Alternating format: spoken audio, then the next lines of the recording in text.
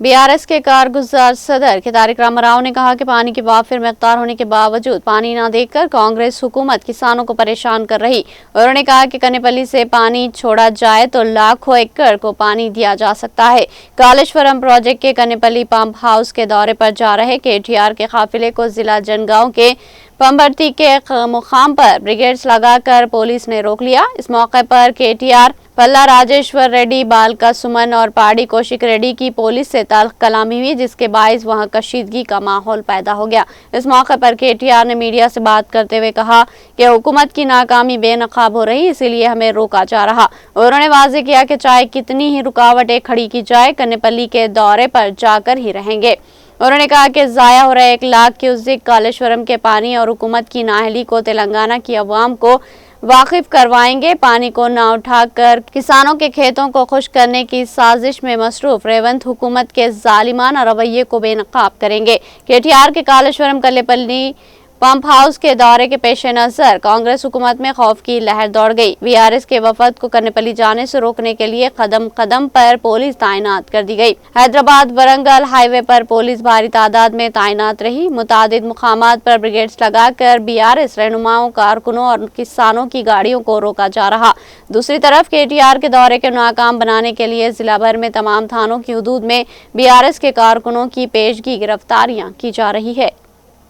కింద 1,00,000 క్యూసెక్కుల నీళ్లు, ఒకటి కాదు రెండు కాదు 1,00,000 క్యూసెక్కుల నీళ్లు కన్నెపల్లి దగ్గర కిందికి సముద్రంలోకి వృధాగా పోతా ఉన్నాయి.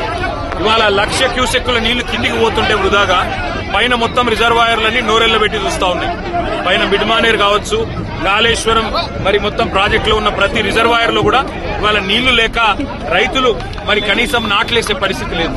కింద 1,00,000 క్యూసెక్కుల నీళ్లు ఏవైతే వృధాగా పోతున్నాయో వాటిని చూపెట్టడానికి రైతులు మొత్తం తెలంగాణలోని రైతాంగం మొత్తానికి ఈ ప్రభుత్వం యొక్క దుర్మార్గమైన వైఖరిని చూపెట్టడానికి కన్నెపల్లి దగ్గర పంప్ హౌస్ లో మోటార్లు చాలు చేస్తే మేడిగడ్డ బరాజ్ తో సంబంధం లేకుండా ఇవాళ మొత్తం తెలంగాణను సస్యశ్యామలం చేసే విధంగా కాళేశ్వరం ప్రాజెక్టు కేసీఆర్ గారు డిజైన్ చేసినారు.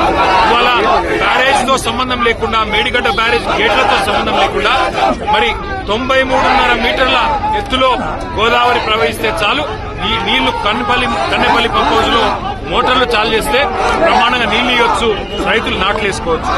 ఆ నీళ్లను చూపెట్టడానికి పోతుంటే ఇవాళ మమ్మల్ని జనగామలోనే అడ్డుకునే ప్రయత్నం చేస్తా ఉన్నారు. ఈ ప్రభుత్వానికి ఇంత భయం ఎందుకని నేను అడుగుతున్నాను. కింద 1,00,000 క్యూసెక్కుల నీళ్లు వృధాగా పోతుంటే చేతగాని ముఖ్యమంత్రి నీళ్లు ఒకవేళ ఇస్తే మళ్ళా యూరియా ఇయ్యాలి, నీళ్లు ఇస్తే పంట కొనాలి, మద్దతు ధర ఇయ్యాలి, నీళ్లు ఇస్తే నీళ్లు వస్తే బోనస్ ఇయ్యాలి.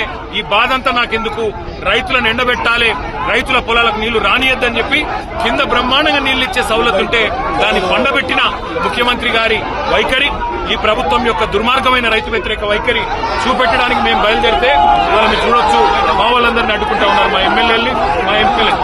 అందుకే మేము అనేది ఈ ప్రభుత్వాన్ని దమ్ముంటే చేతనైతే మంచి పనులు చేసి ప్రజల మనసు గెలువు. ఇవాళ ఉద్దేశపూర్వకంగా మమ్మల్ని అడ్డుకొని వరంగల్ జిల్లాలోనే మరి ఇక్కడికిక్కడే ఆపాలని మీ ప్రయత్నం ఏదైతున్నదో ఖచ్చితంగా పోలీసులకు మరలబడైనా ఇక్కడి నుంచి పోతాం.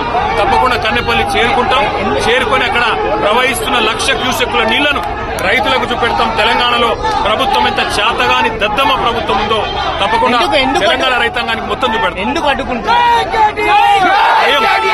భయం ఎందుకు? కింద 1,00,000 క్యూసెక్కుల నీళ్లు పోతుంటే చేతగాని ముఖ్యమంత్రి, కింద 1,00,000 క్యూసెక్కుల నీళ్లు పోతుంటే పైన పంటలు ఎండుతుంటే నాట్లేసే పరిస్థితి లేకపోతే కనీసం పట్టించుకునే తెలివిలేని ముఖ్యమంత్రి, వాళ్ళ ప్రభుత్వం యొక్క దొంగతనం బయటపడుతుందనే భయంతో ఇలా మమ్మల్ని పోకుండా ఇక్కడ నిరోధించే ప్రయత్నం చేస్తాం. రేవంత్ రెడ్డి అనే సన్నాసి సూచనల మేరకు మిమ్మల్ని అడ్డుకుంటున్నారు, కానీ వదిలిపెట్టాం. తప్పకుండా కన్నెపల్లి చేరుకుంటాం. 1,00,000 క్యూసెక్ల నీళ్లు ఇవాళ రైతులకు చూపెట్టాం. నెక్స్ట్ చేయండి, మా పని మేము చేస్తాం.